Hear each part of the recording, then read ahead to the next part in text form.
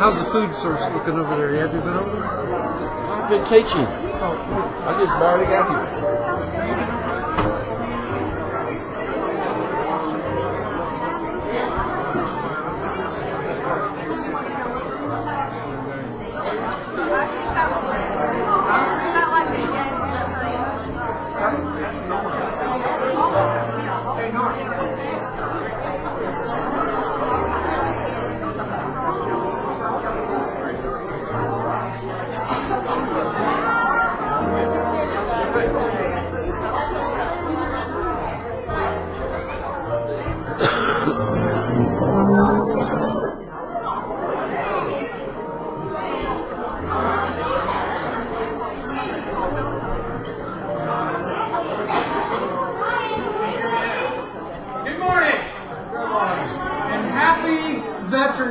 say to many special guests here today. We are just thrilled that you have come out and allow us this opportunity to honor you and celebrate your service to our great country.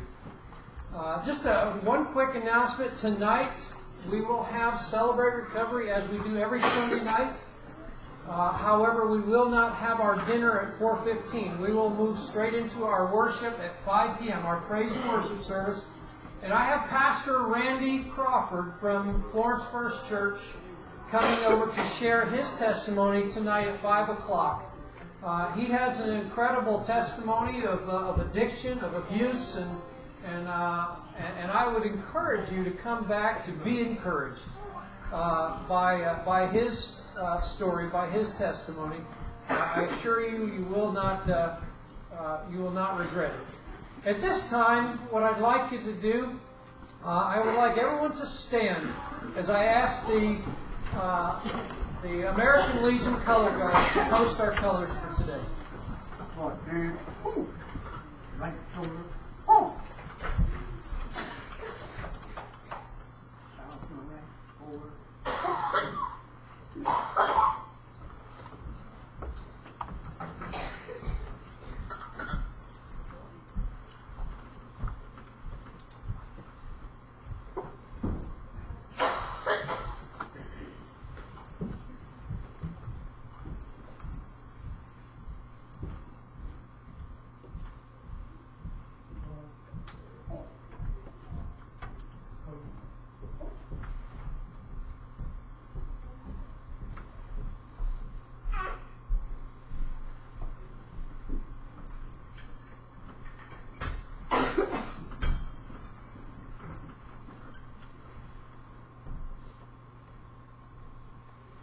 Appreciate it.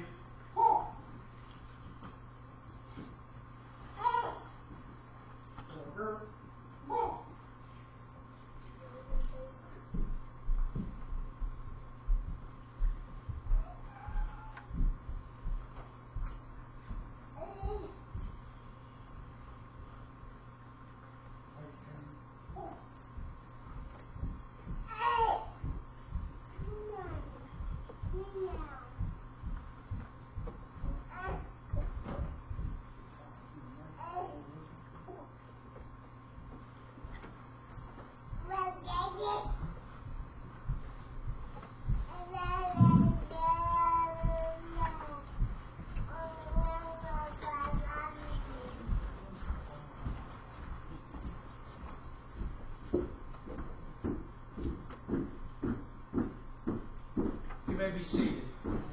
Before we begin, if you're a guest here, veteran or otherwise, you received a bulletin. In that bulletin, you have a little perforated tab. Would you please be sure at some point during the service to fill that tab out for us, so that we can add you to our mailing list. We can let you know future things that we're doing, and just keep you abreast of that, those sorts of things. If you just fill that out at the conclusion of the service, we'll just have you put that in the offering plate.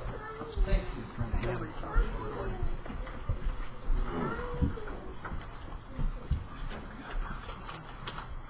Good morning. Good morning. We are here today to specifically honor our veterans, but guess what? This is the day that the Lord has made. Stand with us. Hey, I look out. I don't know a lot of you folks. Church, reach out. Let's make these visitors feel welcome today, okay? Let's sing.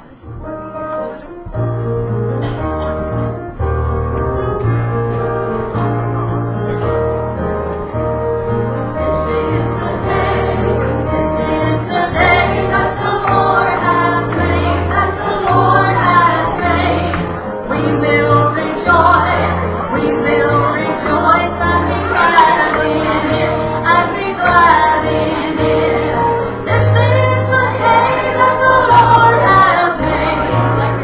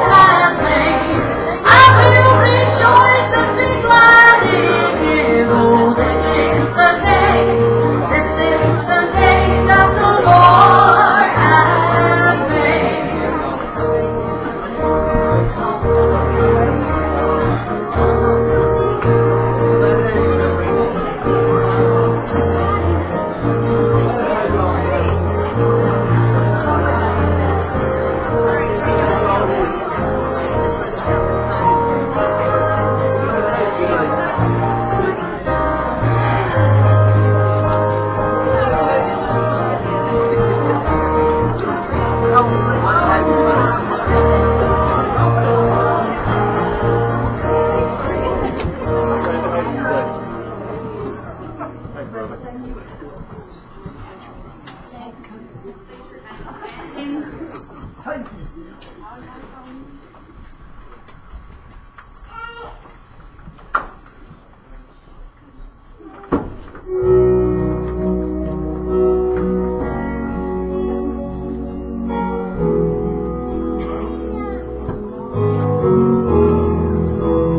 My country is of the sweet land of liberty, of thee I sing.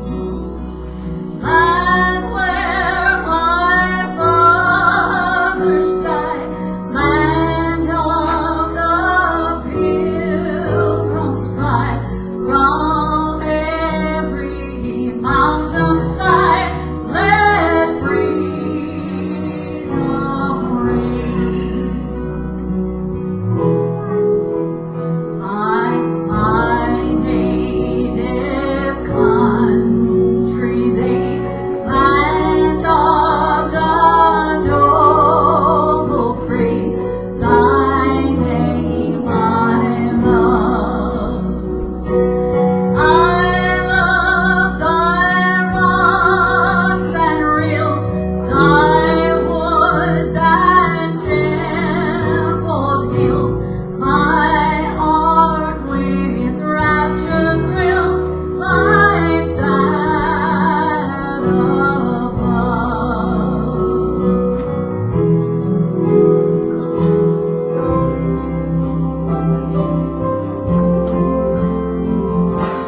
Our fathers sought to thee, author of liberty, to thee we sing. Long may our land be bright with freedom's holy light. Protect us by thy might, great God our King. From every mountainside, let freedom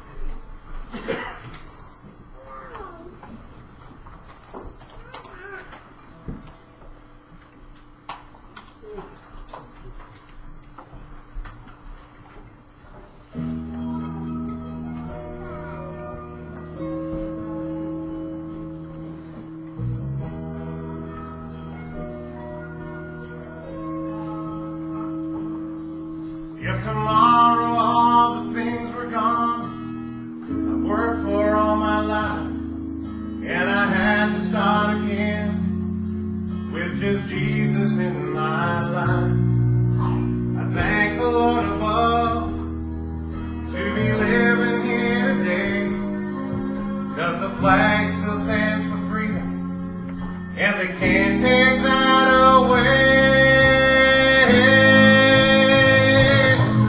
And I'm proud to be an American, where at least I know I'm free. And I thank God for the soldiers that died, that paid that price for me.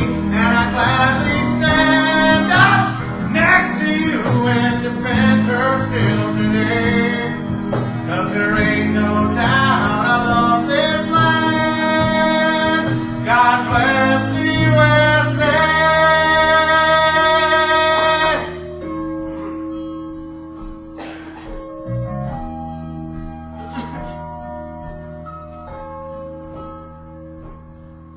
From the lakes of Minnesota to the hills of Tennessee,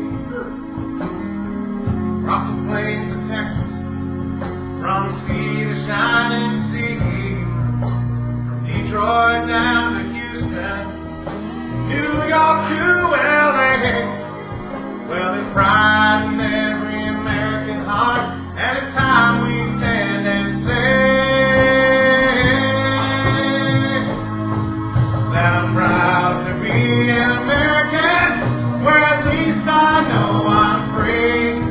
And I won't forget the men who died, who paid that price for me. And I gladly stand up next to you and defend her still today.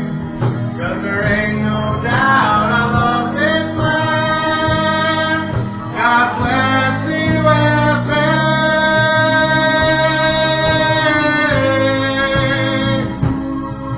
And I'm proud to be an American, where by God's grace we're all free. And I pray for every soldier that's dead or alive who sacrificed for me. And I gladly stand up next to you and defend her still today. 'Cause there ain't no doubt I love this land.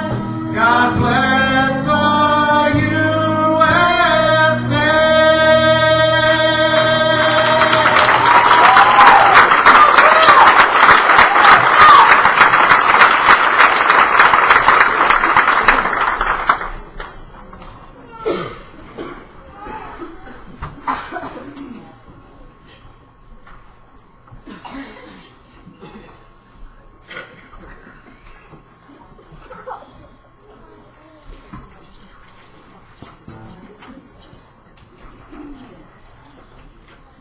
We're gonna sit down.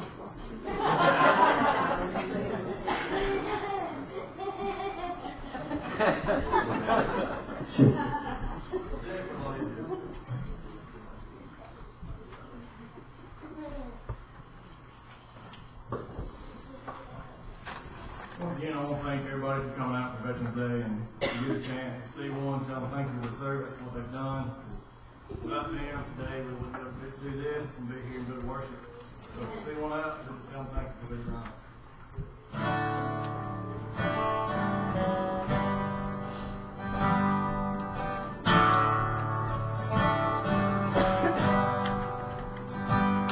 Granddad came home in B-52, pine box covered in red, white, and blue. He was one of them, brave and proud and few.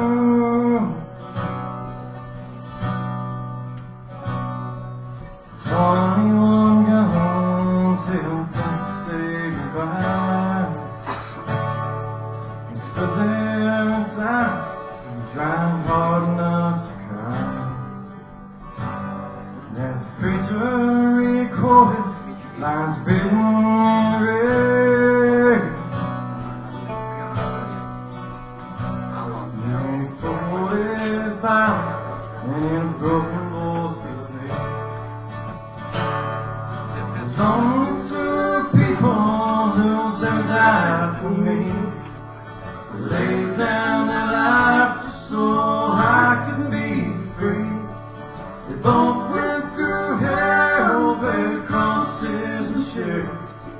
They both got back up again after they fell. They never picked a fight, and they're there to pick up the pieces. God only knows where we live without soldiers and Jesus."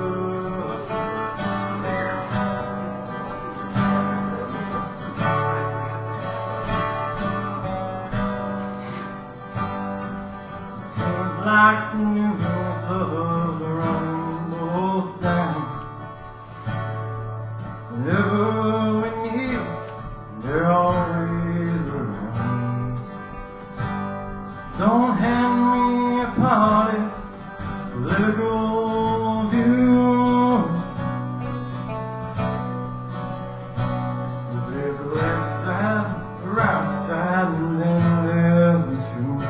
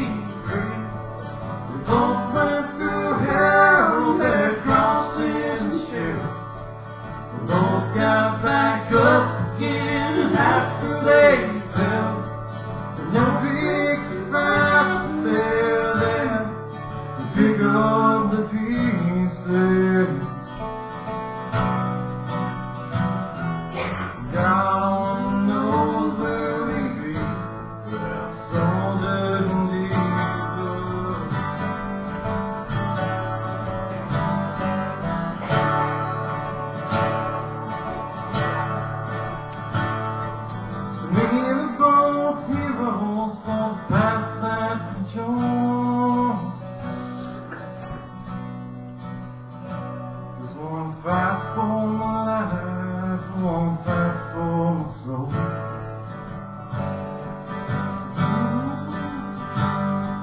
There's only two people that lie for me, lay down their life so I can be free. We both went through hell, their crosses and shares. We both got back up again after they fell. And they'll pick the fight they're there, pick up the pieces.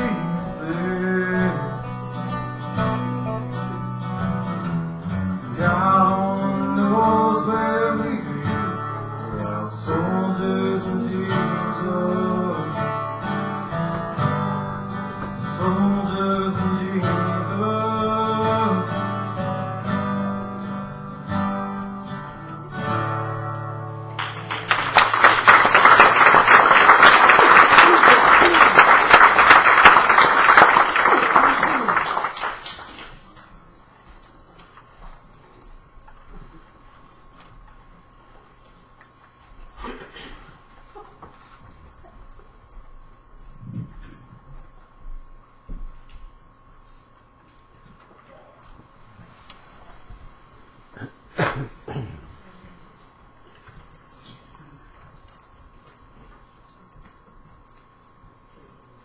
Okay.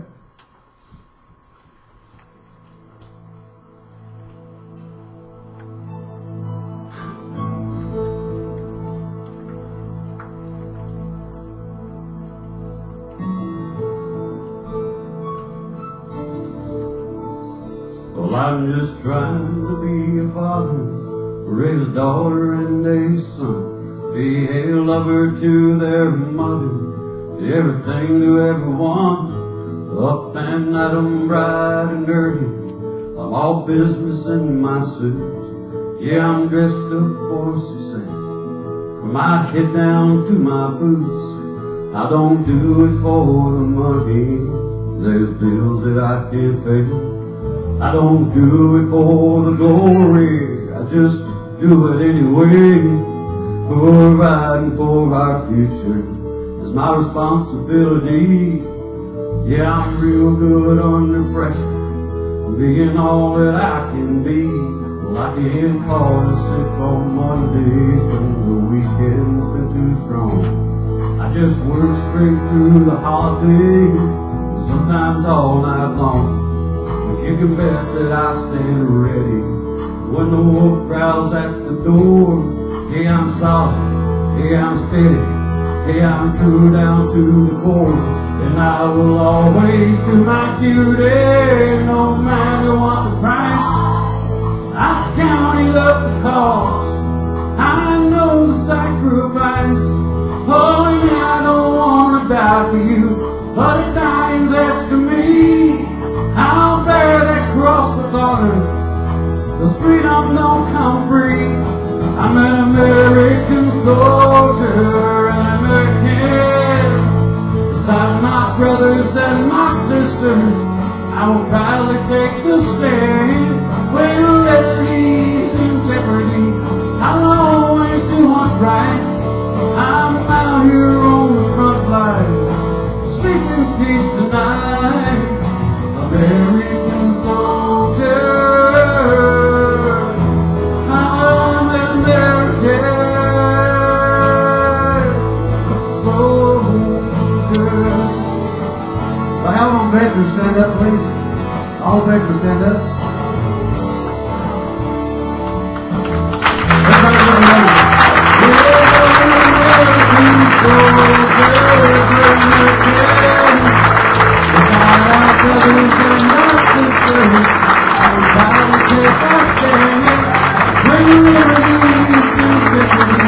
We'll always do what's right. We're out there on the front lines, sleep in peace tonight. We're American soldiers. I'm an American. American. We're American.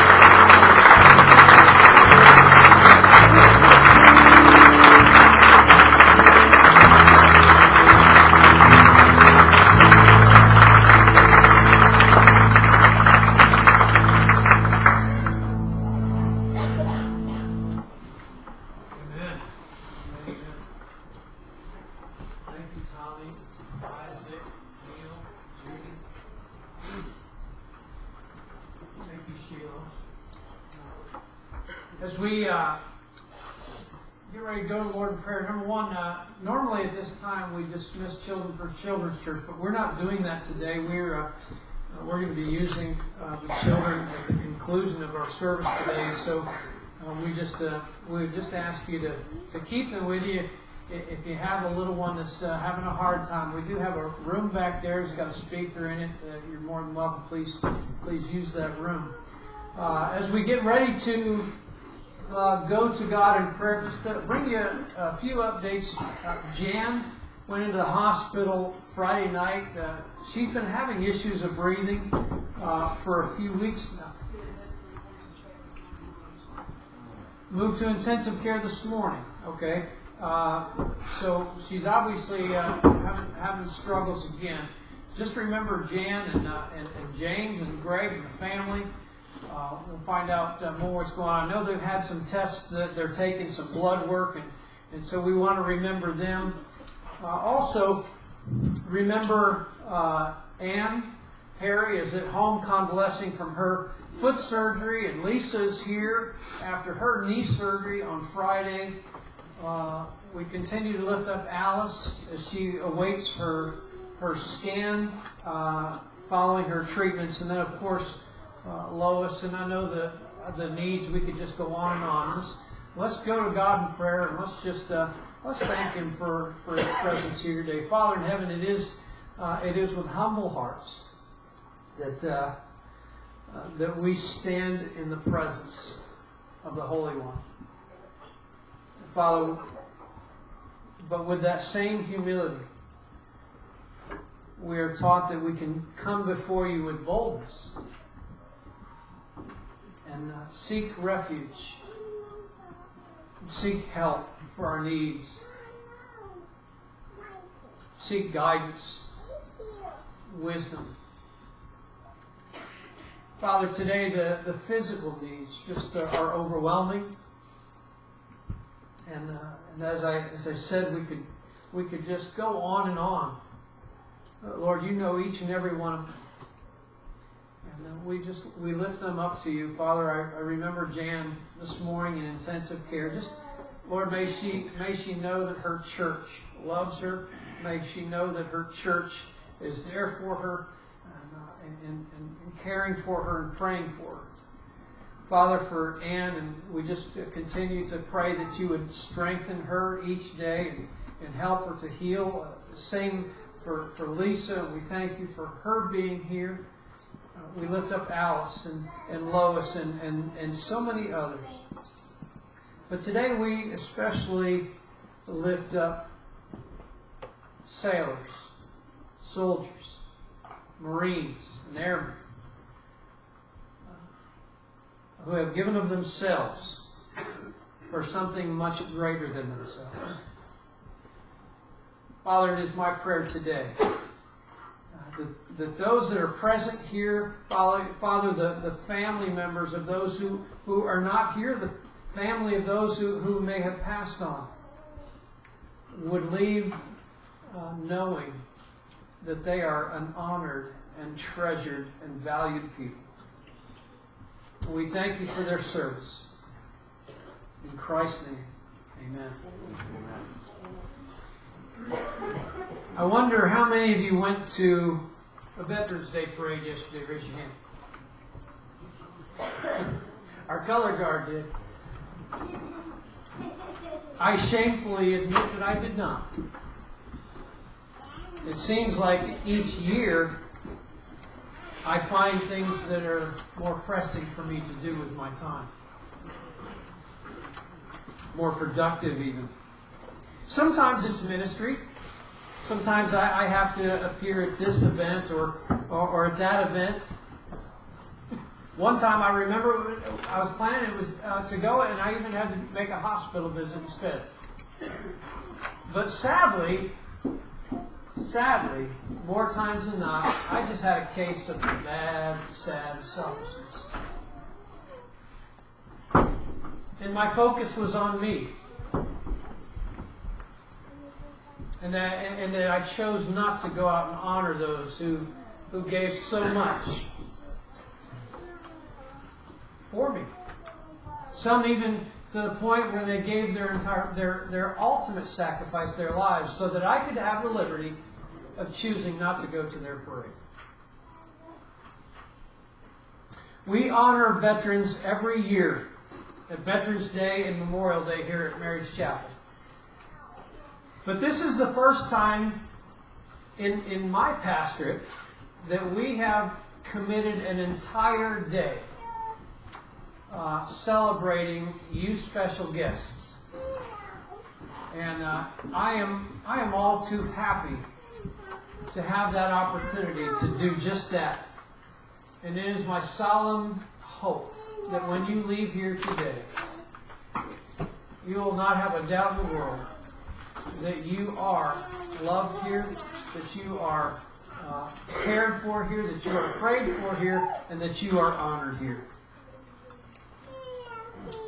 It seems that we pay more homage to our sports heroes than we do the true heroes today. Amen. Veterans Day was officially established in 1954 by former General President Dwight D. Eisenhower. Prior to that time, it was called Armistice Day. And in a few moments, if you have your Bibles, if you could find 2 Samuel 23, we're going to be. I can speak louder. We're gonna look at 2 Samuel 23 in just a few moments. But when we read the Old Testament, there's a tendency, or at least there is for me. Maybe I always speak for me, but there's a tendency to gloss over all those many, many passages of war and violence and bloodshed. And I think maybe it has something to do with the fact that it just doesn't apply to us. At least not to our personal lives. I mean, we like to focus on those God of love passages. After all, that's what we're called to do. We're told to love God and to love others. But our God of love is also a God of war. In Psalm 144, verse 1, David says this. He said, "Praise be to the Lord my rock, who trains my hands for war, my fingers for battle." Now, if you were to continue reading that, you'd see that whole chapter is devoted to war. And there are many other passages like that. The one that I chose for today is out of 2 Samuel 23, beginning at verse 8 through verse 12. Follow along with me. I think the words are up here behind me, if you don't have your Bibles. These are the names of David's mighty warriors. Josheb-Basshebeth, a Tahkemonite, was chief of the three. He raised his spear against 800 men, whom he killed in one encounter. Next to him was Eleazar, son of Dodai, the Ahite. As one of the three mighty warriors, he was with David when they taunted the Philistines gathered at Pas-dammim for battle. Then the Israelites retreated, but Eleazar stood his ground and struck down the Philistines till his hand grew tired and froze to the sword. The Lord brought about a great victory that day. The troops returned to Eleazar, but only to strip the dead. Next to him was Shammah, son of Agee, the Hararite. When the Philistines banded together at a place where there was a field full of lentils. Excuse me. Let's bring that down a little bit. There we go.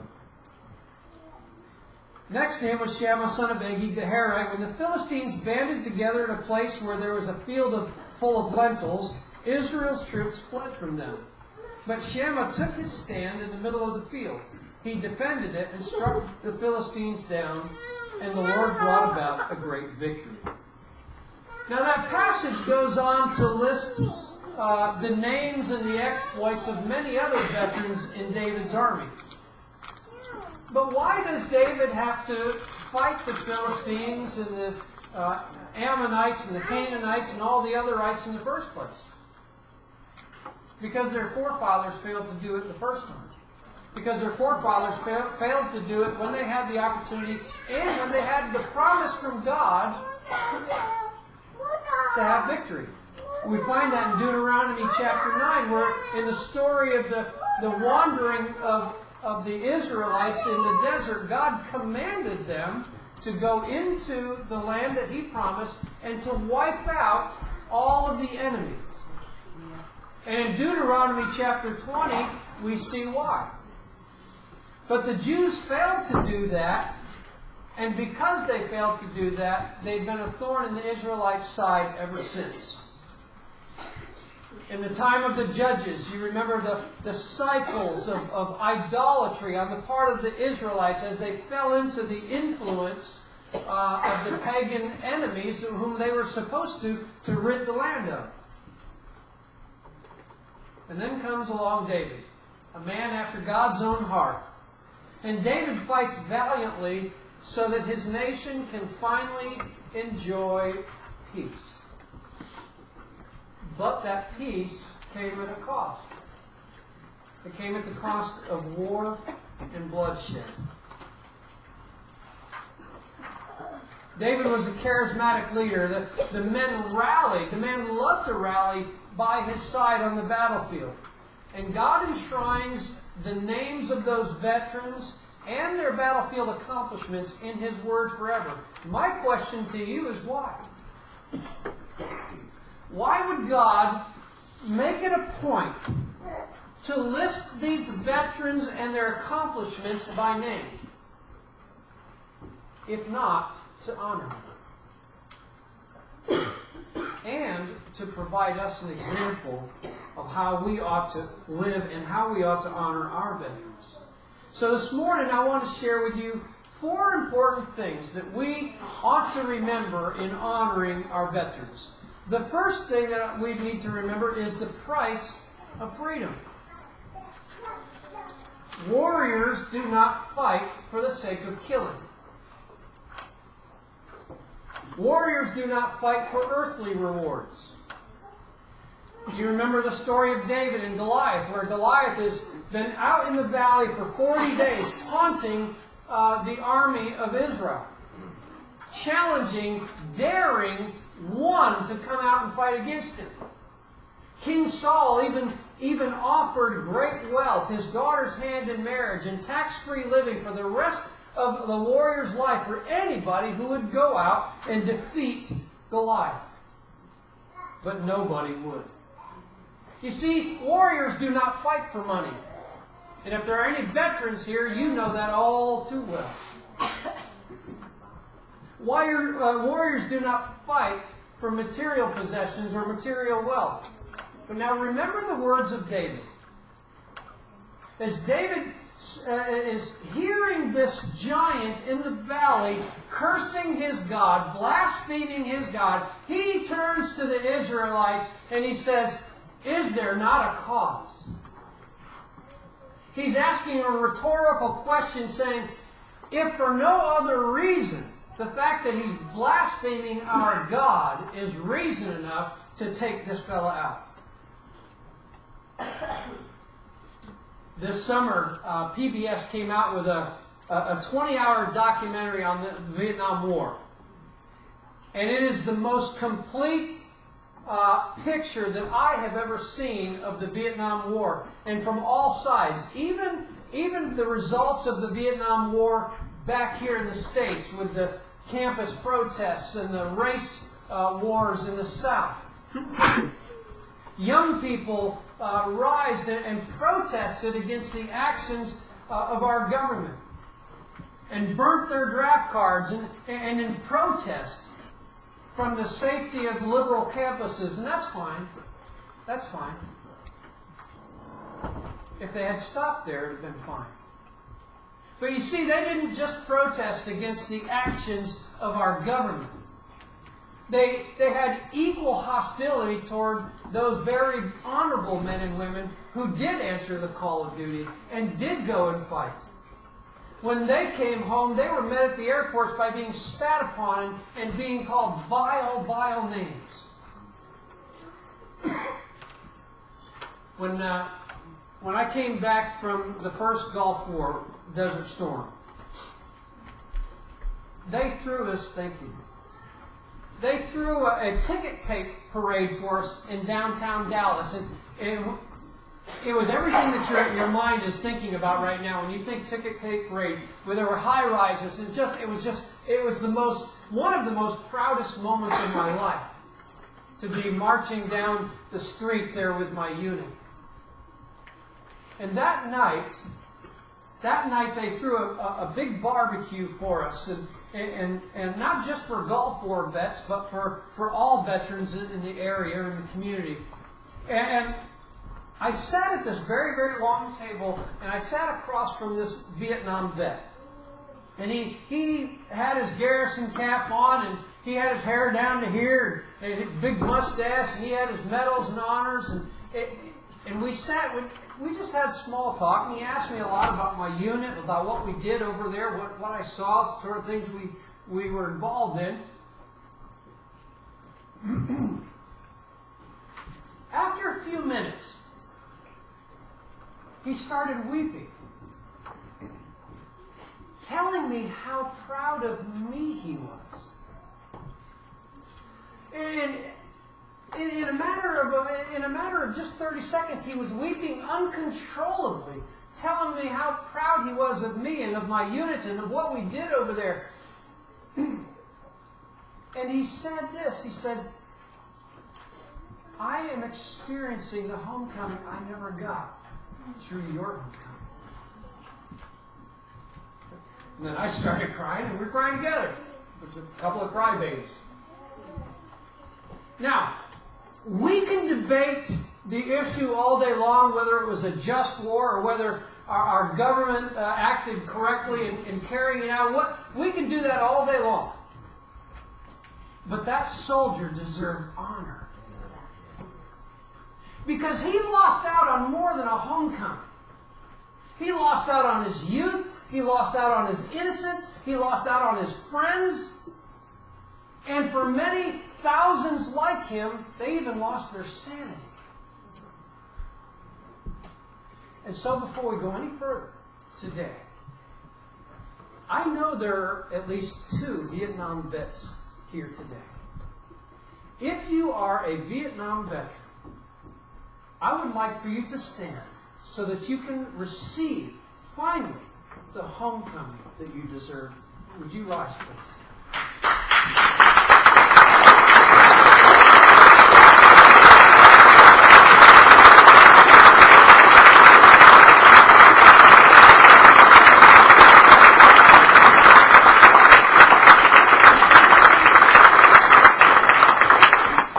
We welcome you home. Why do we fight today? We don't fight for the sake of war. We don't fight for the sake of money. We fight for the sake of freedom. And as we honor our veterans today, we remember that they paid an enormous price for that freedom. There's a poem called Freedom Is Not Free by Kelly Strong. I'd like to read that for you very quickly. I watched the flag pass by one day. It fluttered in the breeze. A young Marine saluted it, and then he stood at ease. I looked at him in uniform, so young, so tall, so proud, with hair cut square and eyes alert. He'd stand out in any crowd. I thought, how many men like him had fallen through the years? How many died on foreign soil? How many mothers' tears? How many pilots planes shot down? How many foxholes were soldiers' graves? No, freedom is not free. I heard the sound of taps one night when everything was still. I listened to the bugler play and felt a sudden chill. I wondered just how many times that taps had meant amen when a flag that draped the coffin of a brother or a friend. I thought of all the children, of the mothers and the wives, of fathers, sons, and husbands with interrupted lives. I thought about a graveyard at the bottom of the sea, of unmarked graves at Arlington. No, freedom is not free.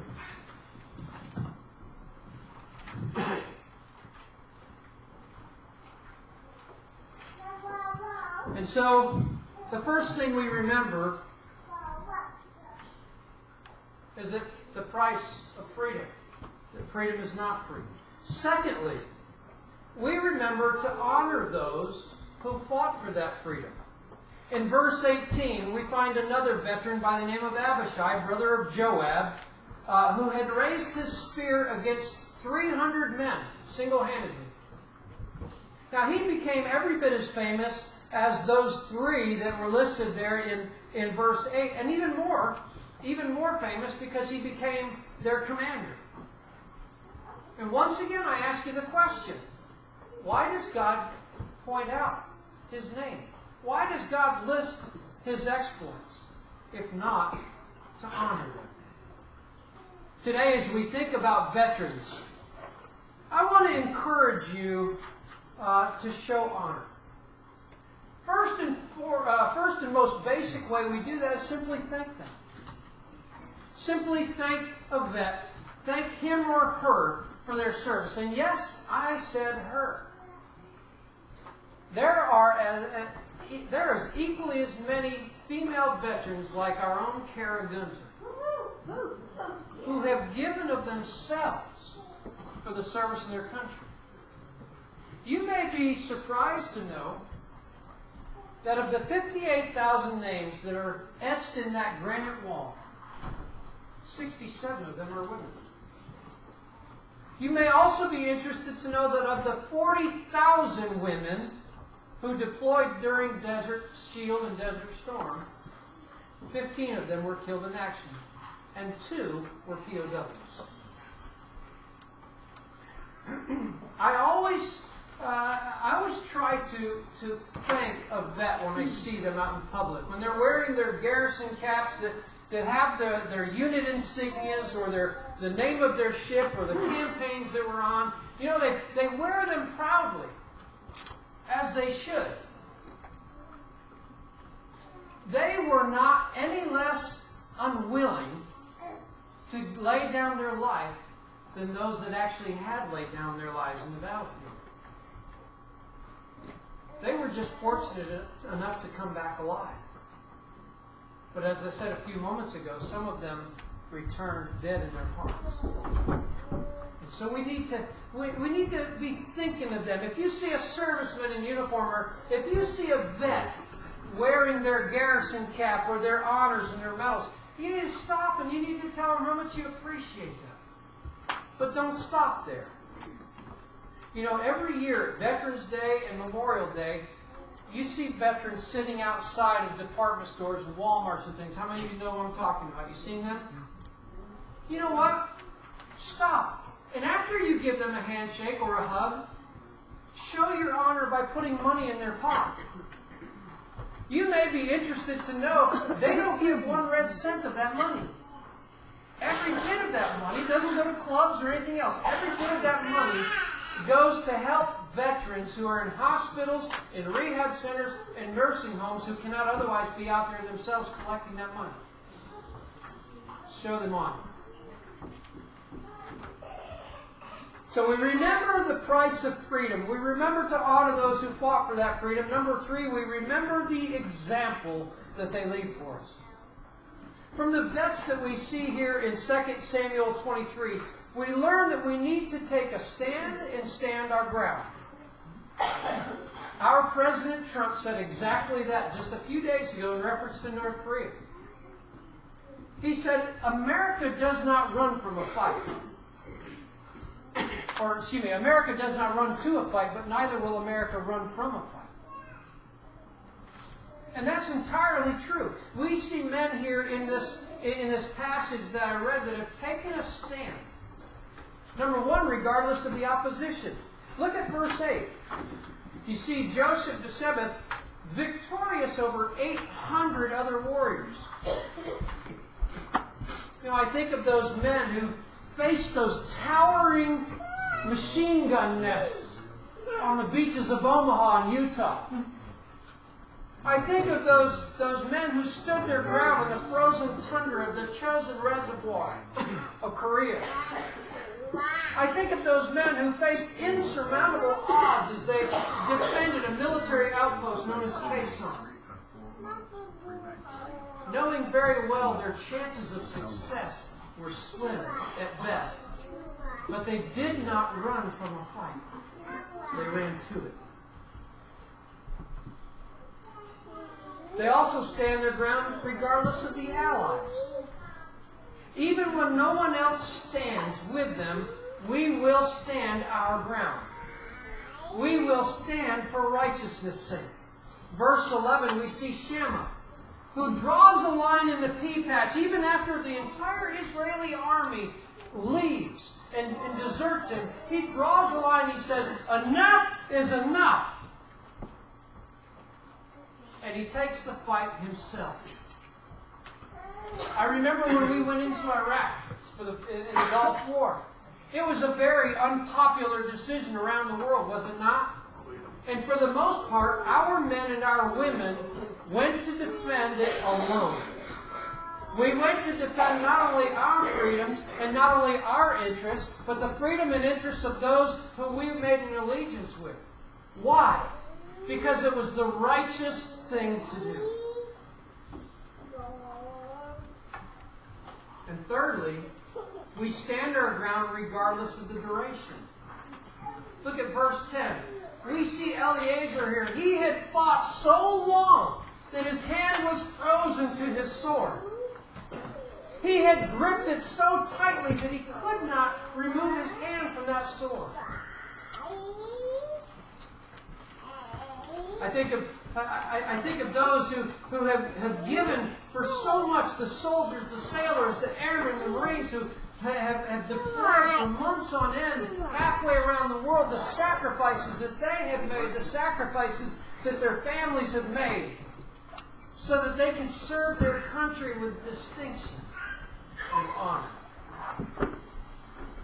I think of men like Floyd Thompson, who has the distinction of being the longest-held American POW of any war. Floyd Thompson was a POW at Hanoi Hilton for more than 9 long and lonely years. Finally, we know the price of freedom. We honor those veterans. We learn from their example to stand our ground and take a stand for what is righteous. Finally, the last thing I want us to remember as we honor our veterans is this. They did not fight alone. They did not fight alone. Our soldiers, our sailors, our airmen, and our Marines were not the only ones to make that sacrifice. Their families made that sacrifice as well. Floyd Thompson's wife and Floyd Thompson's children waited 9 years anxiously for their husband and for their dad to return. When I retired from the Air Force, I received all sorts of accolades upon my retirement, including an American flag that flew over the U.S. Capitol on the day of my retirement. I was received all sorts of medals and honors and citations and certificates, so much so I didn't know what to do with other than put them in the storage box in my storage shed, in my basement. If you come into my home, there is one piece of evidence of my having served in the military. And it's proudly displayed, and it wasn't even awarded to me. It was a citation from the President of the United States to Nan, thanking her for the sacrifice that she made for 21 years. What? You have to remember, when our servicemen go off to fight battles, to deploy, to do whatever, they take the hearts of husbands and wives and children right along with them. Those families' lives, they stop functioning for a while. They get put on the back burner.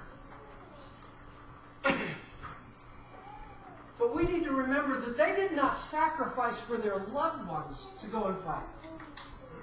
They sacrificed for you and me so their loved ones could go and fight. In closing,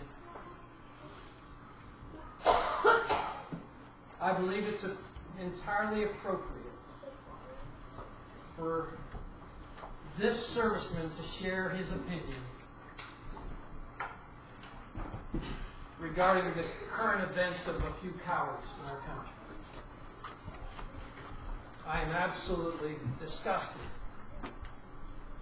The lack of honor, the lack of patriotism, the lack of respect shown by overpaid, overfocused, and under-relevant players of the NFL. Amen. It is my opinion that they should be fired and that they should be forced to go through a civics class on American patriotism before they return to the field. And now those of you who know me know that NFL Sunday I live for it. But I have been struggling for 9 weeks now in my own heart. And I will make a silent protest, and I will no longer watch the NFL until I hear an apology made from our vets from the NFL.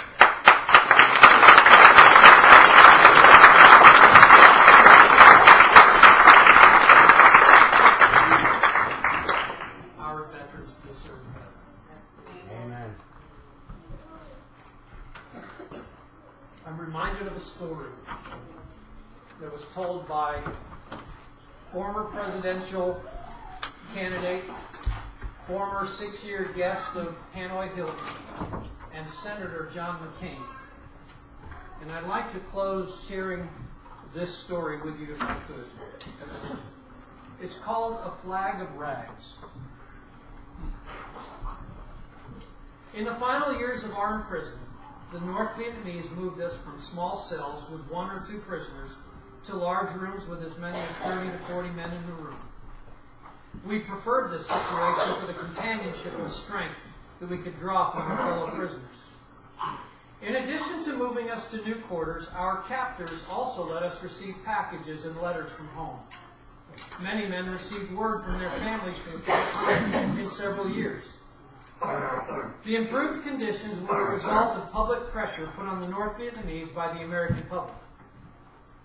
In our cell was one Navy officer, Lieutenant Commander Mike Christian. Over a period of time, Mike had gathered bits and pieces of red and white cloth from various packages. Using a piece of bamboo, he had fashioned it into a needle. Mike sewed a United States flag on the inside of his shirt, one of the blue pajama tops that we all wore. Every night in our cell, Mike would put his shirt on the wall, and we would say the Pledge of Allegiance. I know that the Pledge of Allegiance may not be the most important aspect of our day now, but I can tell you that at the time, it was the most important aspect of our lives. This had been going on for some time until one of the guards came in as we were reciting our pledge. They ripped the flag off the wall and dragged Mike out. He was beaten for several hours and then thrown back into the cell. Later that night, as we were settling down to sleep on the concrete slabs that were our beds, I looked over to the spot where the guards had thrown Mike. There, under the solitary light bulb hanging from the ceiling, I saw Mike, still bloody, and his face swollen beyond recognition. Mike was gathering bits and pieces of cloth together. He was sewing a new American flag. Today we thank God for our veterans. And not only those who went off to war, went off to foreign lands, but for every man and for every woman who ever donned a uniform. Because when you wore that uniform, you acknowledged and you accepted the fact that if called upon, you will lay down your life for your country. So today, we want to remember your sacrifice and your service. We want to honor you. We want to learn to stand our ground for what is right. And finally, we want to remember that we did not make that sacrifice alone, but with the hearts of those that we took with us. At this time, I'm going to ask Neil to come up and take a roll call. As Neil calls the veteran's name, I would like for that veteran, if you're present, to stand, as well as all the family to stand. I would ask you to hold your applause. We have 65 heroes that we are recognizing today. And so I would ask you to hold your applause, but I would like for the veteran and the family to stand while Neil reads that information, and then just quietly be seated, following the completion of the roll call. Then we'll have our applause.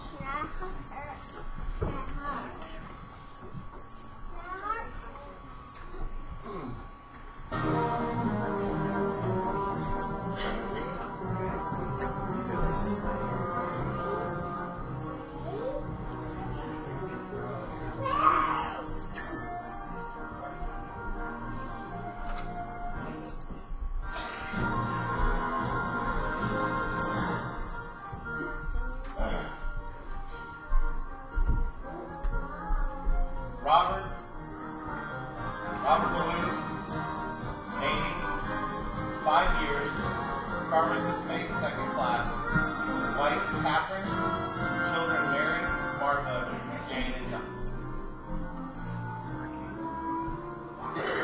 Tyler Brown, Army, 8 years, Korea, wife Paige.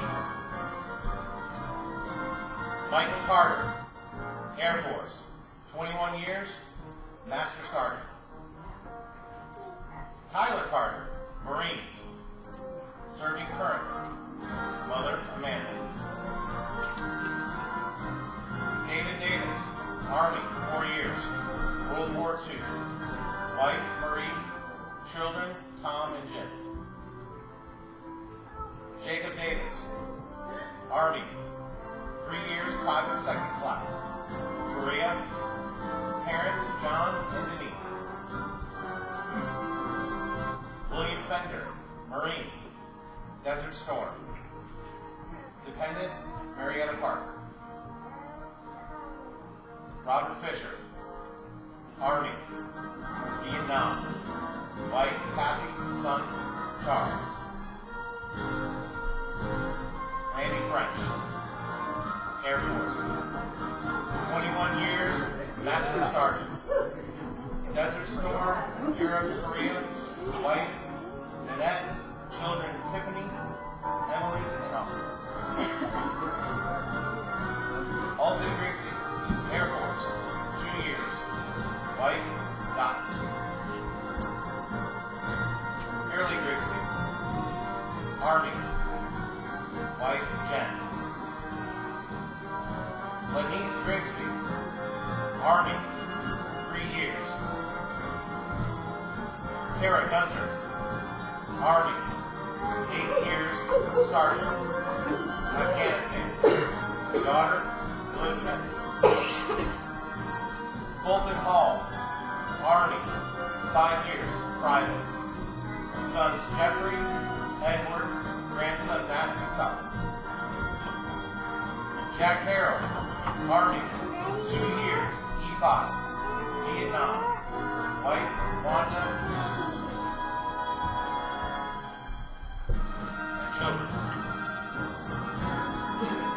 Nick Hewitt, Army, 3 years, Specialist 4th Class. North Korea, wife, Jewel. David Hill, Navy, 16 years, Desert Storm. Nephew, Jason Hill. Rayburn Hill, Navy, 2 years, Korea. Grandson, Jason Hill. Harlan Holden, Army, 4 years, technician 5th grade, World War II. Wife Elliot, children Norma, Lexi. Bobby Holder, Army National Guard, 24 years, Staff Sergeant, Panama, and Korea. Clarence Hunt, Army. Wife Jenny, children Terry and Jerry. Charles Joyner, Army, 3 years, Corporal. Korean War, Germany.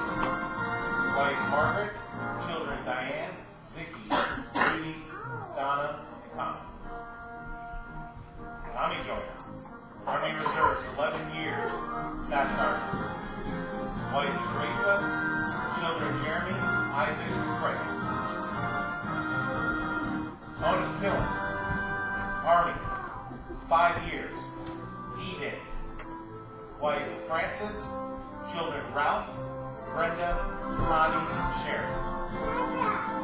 Stancil Killen, Army, 3 years, Specialist 5. Wife Jewel, children Tommy, Lynette, Bobby, Tina, and Robbie. Adam Littrell, Army and Air Force, 9 years. Gregory Littrell, Marines, son, Steve. James Littrell, Army, Private First Class, European Theater. Wife Jan, children Harvey, Larry, Jeff, Greg, and Yolanda. Larry Littrell, Air Force. Children Adam and Rose. Jamie Liberac, Marines, 8 years, Private, Kosovo. Wife Holly, children Katie, Katie. Berto Liberac, Army, 4 years, World War II.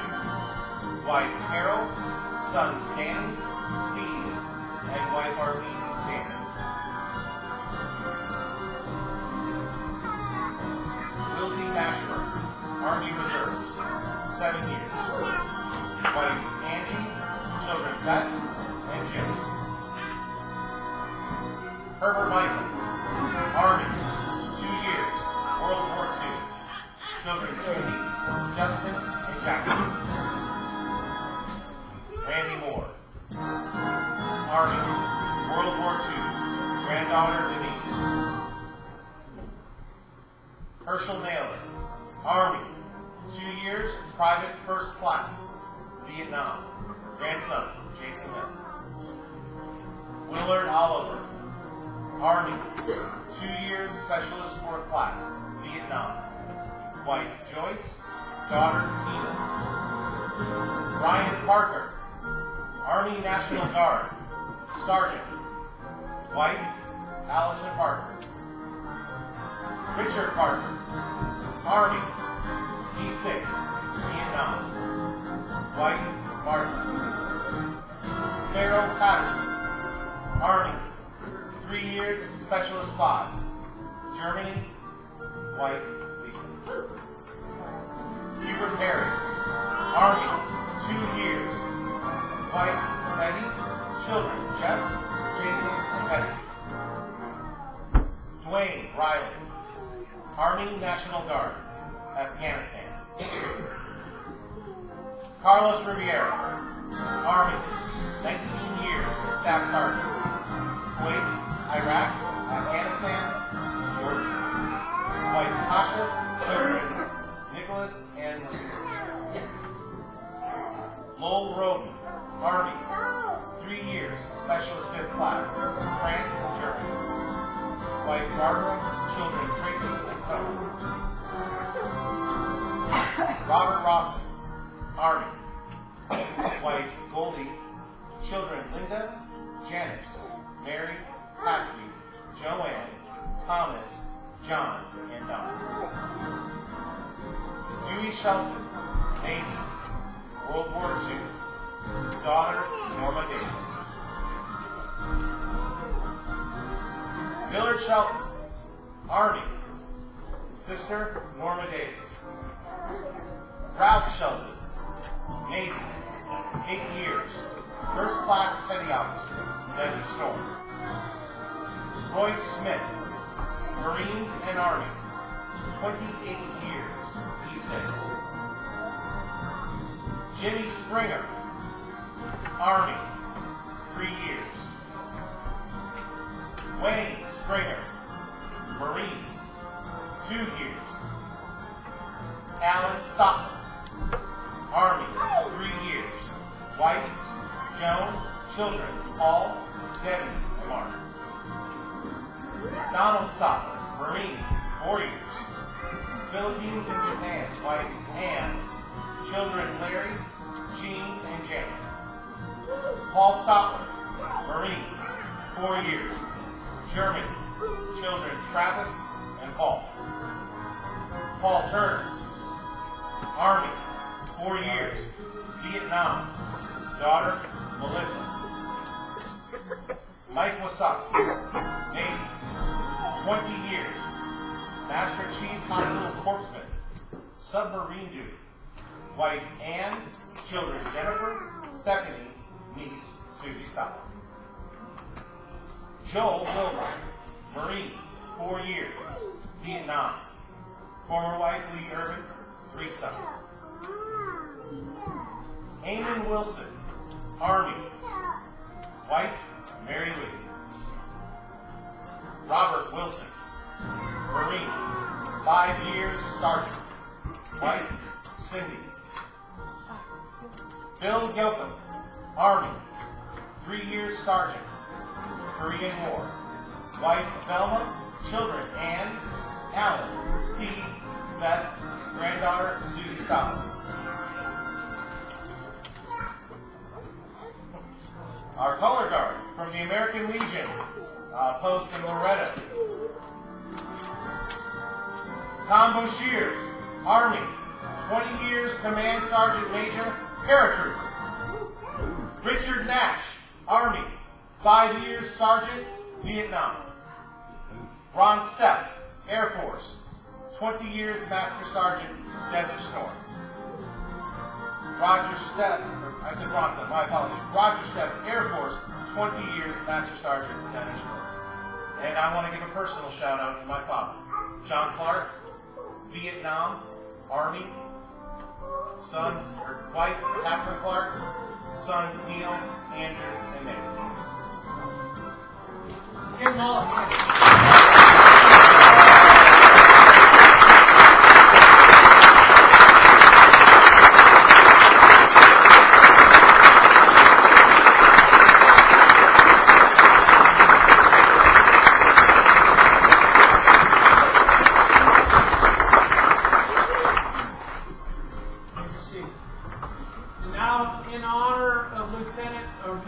Lieutenant Commander Mike Christian, who's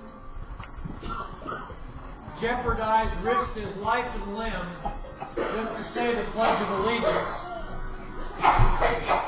I'm going to ask you to stand, and I'm going to ask my personal favorite Vietnam veteran if he would not mind leading us in the Pledge of Allegiance. Willard, would you mind doing that? Stand with me if you would. I pledge allegiance to the flag of the United States of America and to the republic for which it stands, one nation, under God, indivisible, with liberty and justice for all. Please remain standing.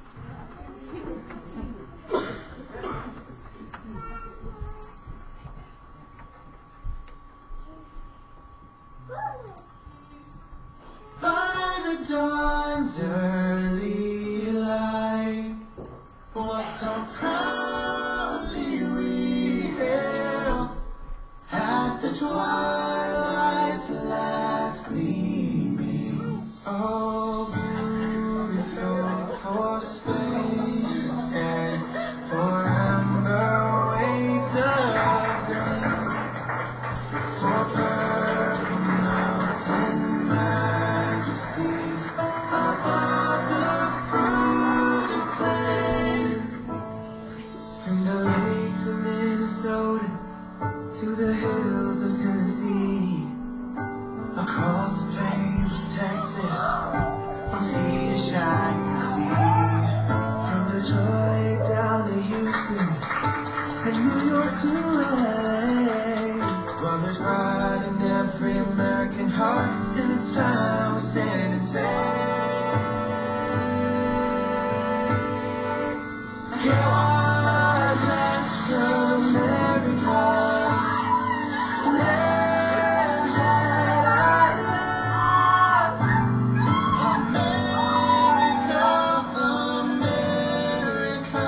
God shed His grace.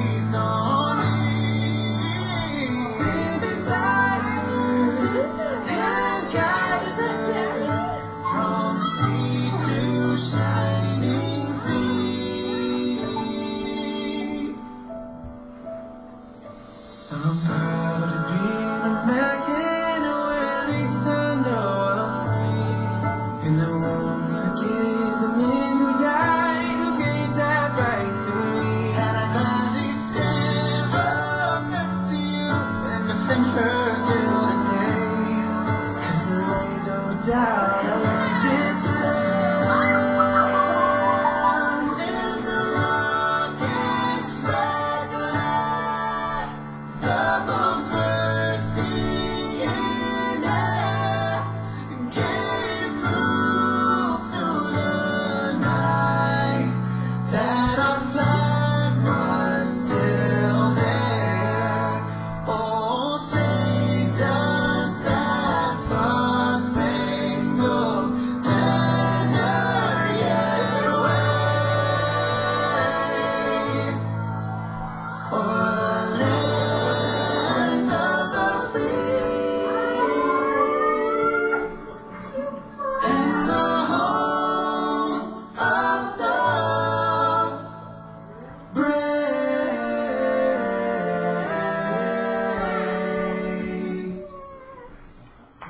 You may be seated.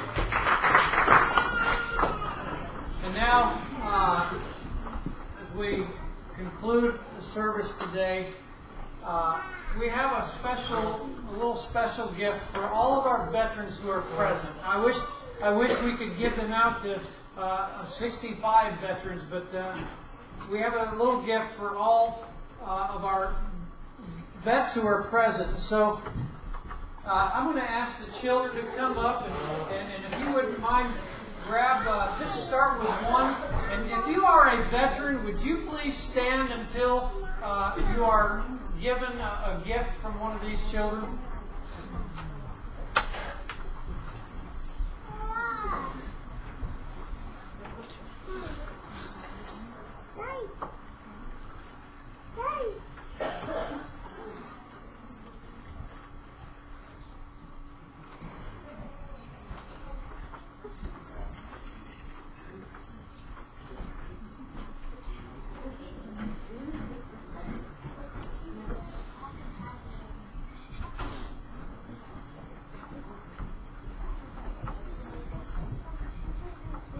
Once you've received it, you can just sit down so the children aren't confused.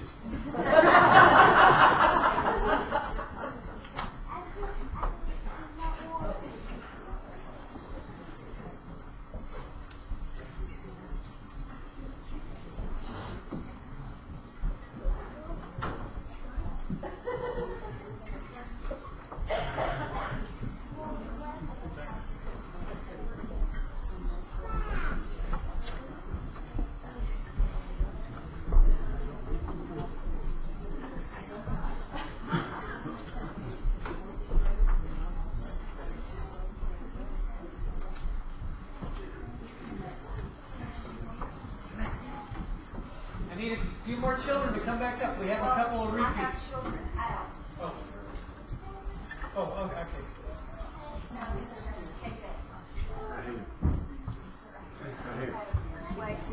Are we missing it? Oh, Mr. Patterson, Mr. Farrell in the back.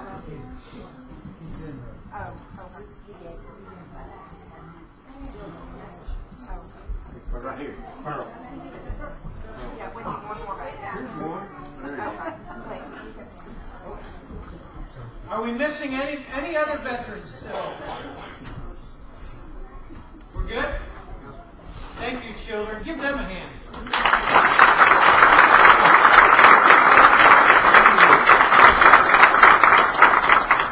Now I'd like to have our ushers come forward. We'll take up our morning gifts and offering. And again, if you are a guest, I hope you filled out that little tab, and now's the time to put that in the offering plate as it's passing by.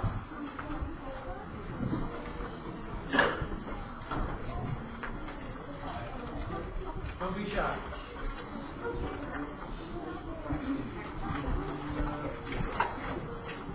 Let's pray. Father in heaven, thank you for an incredible day, an incredible time of celebration, of recognition, of honor. Father, I pray that this day bless their hearts as much as they bless our own. And I also pray, Lord, that the offering today would bless your heart. I pray, Father in heaven, that we would be faithful stewards of all that you have gifted us with, blessed us with, and that we would use each and every dime for the building of your kingdom, for the ministry of your people, and that you would multiply it 100-fold. We give you thanks in Christ's name. Amen.